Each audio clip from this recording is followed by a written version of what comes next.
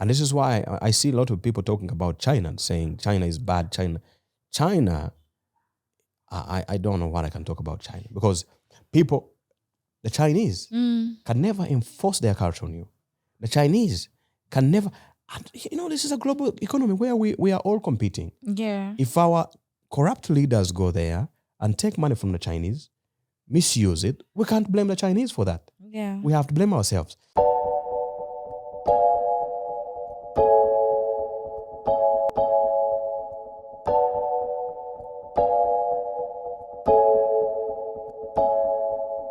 Hi guys, welcome to Kenganda. My name is Janita Maya and this is the Repart Podcast. Now we are just the two of us here. I am joined by Mr. Mpora Sherura.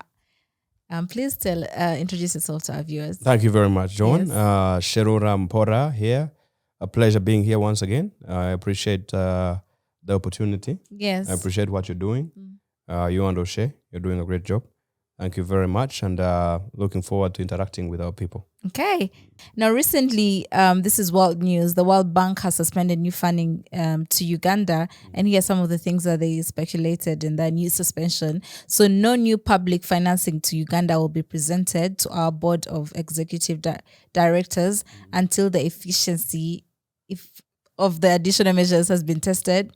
Third-party monitoring and grievance redress mechanisms will significantly increase, allowing us to take corrective action as necessary.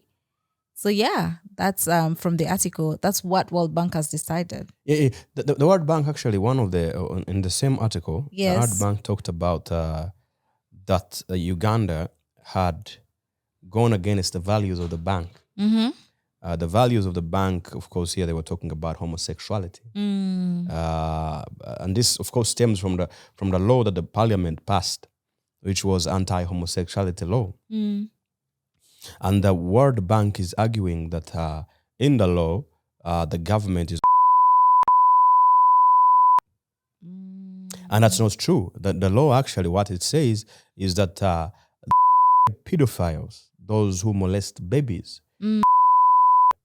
That's what I mean. Pedophilia. Exactly. Exactly. Yeah. Why would you let someone like that exactly leave?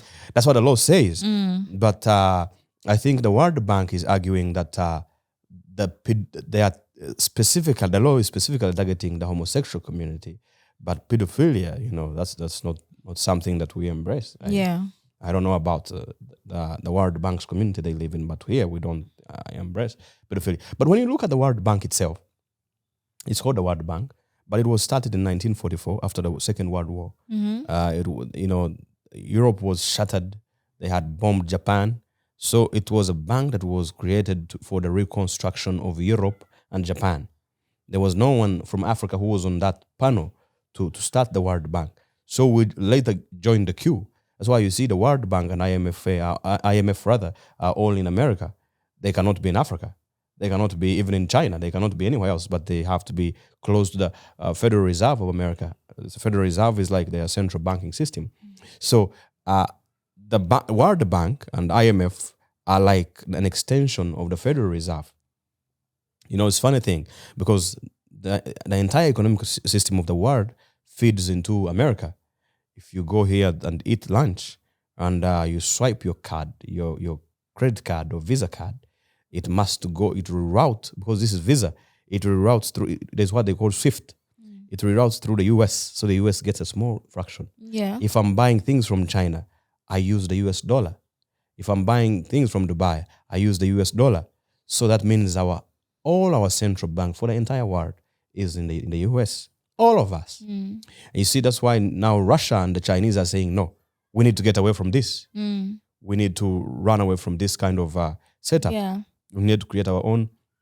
So that's why you see Russia and China are saying, no, we have to get away from this system.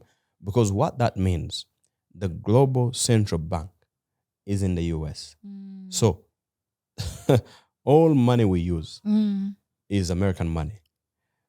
If I'm buying something from Kenya, I have to first get dollars, go to Kenya, exchange them into Kenyan shillings, then purchase something. In that exchange, I have sent some money to the US right there and then. So the World Bank works as a support group for the US and for Europe. So we are beneficiaries. So the World Bank, when you read their statement and said our values, the values they were talking about are the European values. And I'm not saying that homosexuality is alien to Africa, because we've had gay people in Africa time immemorial. But these were people who just see the beautiful thing about Africa. They never superimpose their stuff on anyone else. If I had a religion, it was my religion. I worshipped my own God without interrupting, without calling you Joanna and say, "Come, my God is a savior. You must. Oh, you will go to heaven." La, la, la, la. No, Yeah. no. It was my God, and I worshipped my God, and that's it. Whatever I got, if you were interested, you would come and ask me and say, "Well, tell me about your God," and I will tell you. And they were really careful to tell you about their God, because this was their own. So, but the European way of being opinionated is they have to force you things. That's why I told you in the last discussion, they forced us a language which we now use. It was not we didn't pick it up. They forced us, all of them, not only one group. So when it comes to homosexuality, why it's now a big discussion is that the agenda behind some homosexuality is different. Previously, the gay community would just go freely. Now, you know Africa very well. In Africa, our sexual matters are private. We don't even kiss in public. I actually saw a man at one of the malls here, and he was kissing, white man, kissing a young African girl. And I said, "Oh my God, I've never seen this in public." If it was a white person, I wouldn't mind, because I know they do that. But now, the Europeans are arguing and saying, let the community go out there and express themselves and do whatever they want. And we are saying, but we keep our things private. Yeah. If someone is gay, let them go into their house, And do be whatever gay. they do. We don't want. So they just keep it secret. So, because the Europeans know from time immemorial, from the time of slavery and colonialism, they know that in Africa, they tell us what to do.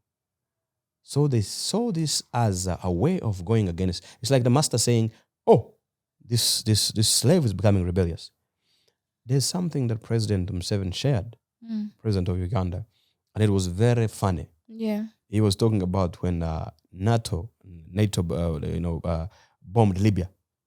So he said that there were 6 African leaders who were flying to Libya, and these leaders were going to intervene and negotiate with Gaddafi and the warring group.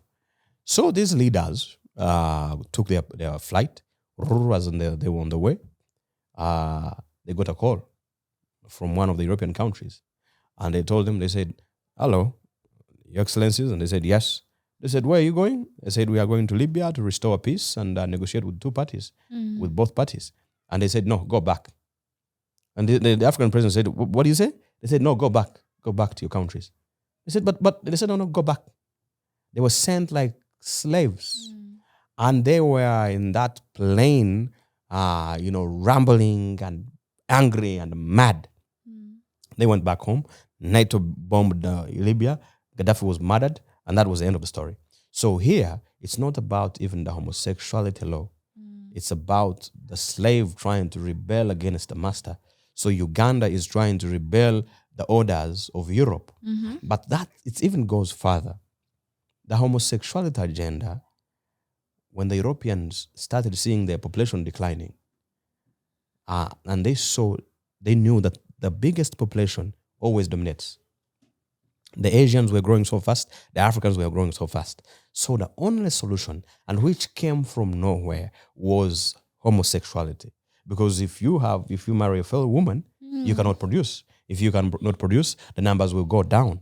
And if Africans, we keep at the rate we are producing, we are going to surpass everyone. And the numbers always, they are always the most superior thing. So they said, you know what? The solution is here. We must force homosexuality among Africans. So now, but it was okay. We kept quiet. We left it. The problem is that so much money was pumped into Africa to support homosexuality. Young kids from schools, our societies, we don't have much money. So these kids will be enticed with money, and they will say, come and join the homosexuality. This is good for you. They'll buy them a car, give them a phone, give them an apartment, somewhere to stay, and they will have everything they wanted. These are young people. And most of them turned gay. So this is why you see this discussion coming up. And but for me, I actually don't even blame the World Bank. I blame ourselves. Because you see, when a society has strong ethics and morals, things like homosexuality doesn't penetrate. Because if I am a Mnyankore and I practice our ways to the fullest, even if you came and put a drum next to my house and started drumming, I wouldn't go for it. I would first go consult the way of my people. Now, the problem that now it's very easy because if Europeans come and tell us do this, we just go. And normally it's better when there's money behind it. So the World Bank values, it stands for the values of the European society. The values of the European society is to instruct Africans to think for Africa what they should do. This is what we want you to do. This is where we want you to go. We want you to go this direction. So when we say no, it became a problem. Now, and this is why I see a lot of people talking about China and saying China is bad. China, I don't know what I can talk about China because people, the Chinese can never enforce their culture on you.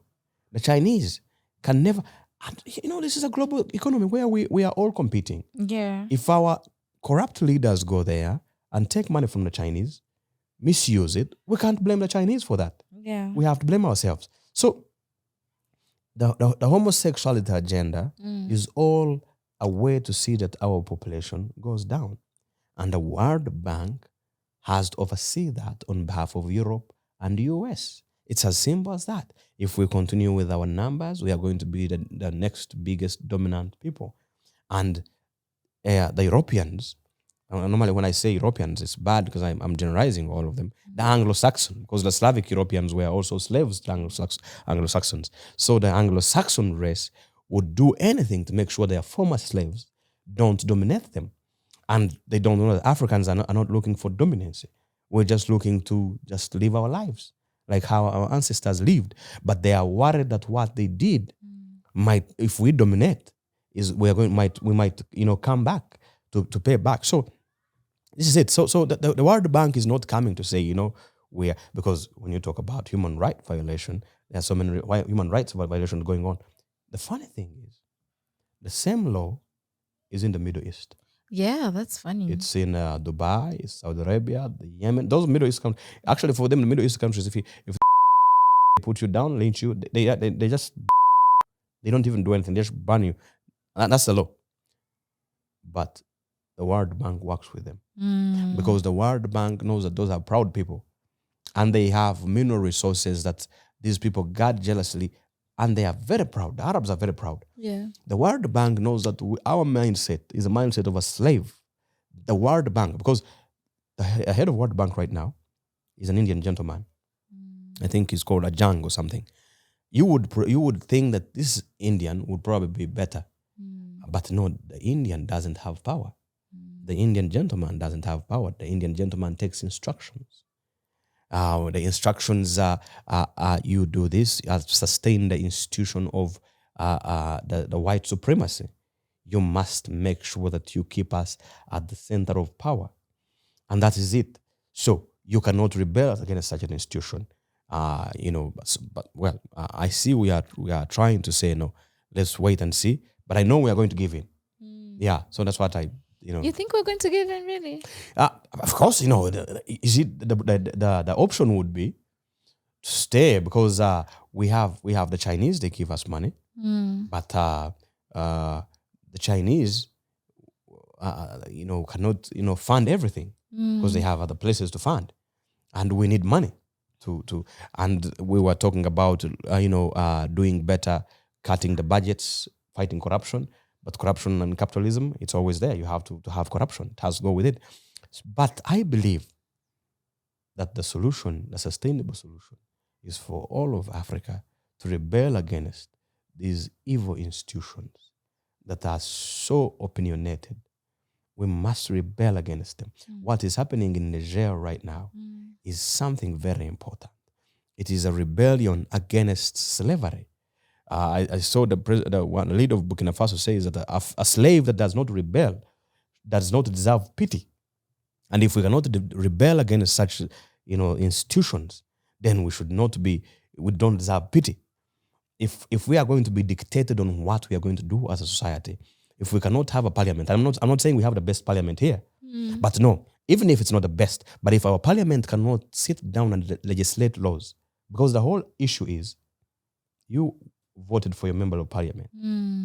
Now the member of parliament goes back to his village, consults his people and say, what do you think about this? And the public opinion say, we don't want homosexuality. We don't want it to be put at display. We don't want to have it at display. So you come and take the opinions of the people into the house. And that's where they vote. And then it becomes a law because the majority have agreed with the idea. And now some white man in the US decides that, no, this is not right. I think this is not right. I don't think we deserve this. So the gay community in Africa, they know our ways. If they cannot adapt our ways, then we have no mercy. We can't just change our ways to integrate new things. If they can come to our ways and stay within our ways, well, good. We'll just let them live their lives. But if they are coming to tell us how we should live our lives, then I don't think that's the right thing for us. Yes. Can you give us a picture of a Uganda without funding, without the World Bank funding? Well, it's not easy. I have to tell you, it's not easy. The World Bank money has been supporting so many projects. True. I know that. But the funny thing is that we have come so far. We have come a long way with the World Bank and those European institutions. When African states had gained their independence, they would go to these institutions, and the institutions would ask them, "What do you want the money for?" And the leaders would say, "We want money for the road from Kampala to Kabale," and they would say, "That road is it's not feasible. Why don't you do the road from Kampala to Kilembe mines? Because you see, the copper would pay for the road." Yeah. And the Ugandans who are on the ground would say, "But you see, people in Kabale are growing food. We want the food to come and access the market so that they can sell their food, and then they take the kids to school." They say, well, no. Now, so the Europeans were just twisting around African leaders like idiots. And African leaders, I see people now abusing African leaders, but these people have seen humiliation. There's no one who has seen humiliation like an African leader. They have seen the worst humiliation. You guys don't see it, but these people are there. They have been told to sit for hours in waiting areas and being told to go back in these World Bank boardrooms for so many years. For so many hours. So we were saved by the Chinese. And the Africans, because the Europeans don't like Chinese. The Chinese government, the European governments don't like, I don't want to say the European people because we are all brothers and sisters. But the European governments don't like the Chinese government. You know why? Because the Chinese government said, no, we cannot be bullied. The Chinese government went and started lending money to Africans. And at a cheaper rate. That is way before, because the Europeans back then would say, we are giving you this money, but your risk is very high. Up to today. They say the risk of giving you this money, of lending to you, is very high. So they say the US government would get at 0.something%. We would get at 5 or 6%. Now imagine we are a poor nation trying to build structures and we are borrowing money at 6%. Back then, the Chinese came and said, come. And they would give us at 2%, 1%. And our corrupt leaders would swindle it. Yeah. And we will go around and saying the Chinese are bad. The Chinese were not bad. Our leaders, when they transitioned to capitalism and became parasitic as well.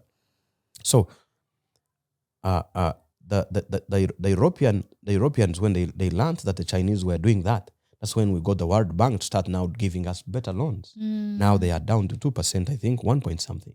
This was the best. And they had never done that. So, but now even the banks here, when we borrow money, this money is got from European institutions, our local banks.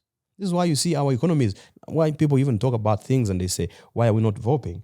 We borrow money in our banks here at a rate of 22% per annum. In the US, if I was borrowing the same money, I would probably borrow at 6% or 5%. Now, how can I compete with someone borrowing at 5%? In China, the Chinese borrow at 2%. Actually, in the US, they borrow at 3%. I am borrowing at 22%. You see, the problem is that our banks, when they go to get money from these institutions, the institutions tell them that, look, you're borrowing to which country? Uganda. Uganda, no, it's risky. Giving you this money is risky. So we'll give you at 9%. So plus the cost of what they add in some things, it shoots to 22%. We cannot perform magic. So that's why we stay in a cycle of poverty. Poverty. It keeps following us because we are trying to compete in a very unfair system. Yeah. So now World Bank knows that we want the money. They know. And this is the US, because the US said, we are reviewing our working relationship with Uganda. And so did the EU. They knew that they would use the World Bank. They just sit and make a phone call. Just cut them off. They will realize. So now the only option is to run to our brothers, the Chinese and the Russians. The Russians are also struggling. Excuse me. But the most important thing is that for Africa is to go back to our ways. Our ways would guard away against anything.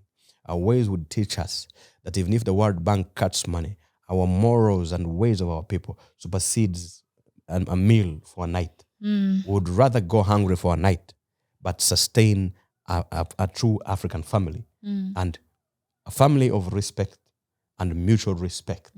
A homosexuality person comes and we respect them. Yeah. You live your life. If you decided to go and you don't even tell me about it. But if you're coming to say that the whole community, you want to mobilize us and we all then we have a problem. Thank you very much. Okay, that is well said. I think the biggest takeaway is our morals should not supersede our hunger. That's right. Our hunger should not supersede our morals. Yep. Sorry about that. But yeah, thank you so much. Where can the people find you? Yeah, I'm on Twitter, African Brother, as always. Sherura Mpora Sherura are the names you'll find there. And my email, mpogord@gmail.com. Okay, thank you so much. Thank you. Guys, if you have anything you'd like to share with us, you can send us an email at teamkinganda@gmail.com and follow our social media platforms at King Under Nation. We'll see you guys next time. Thank you for this. Thank you.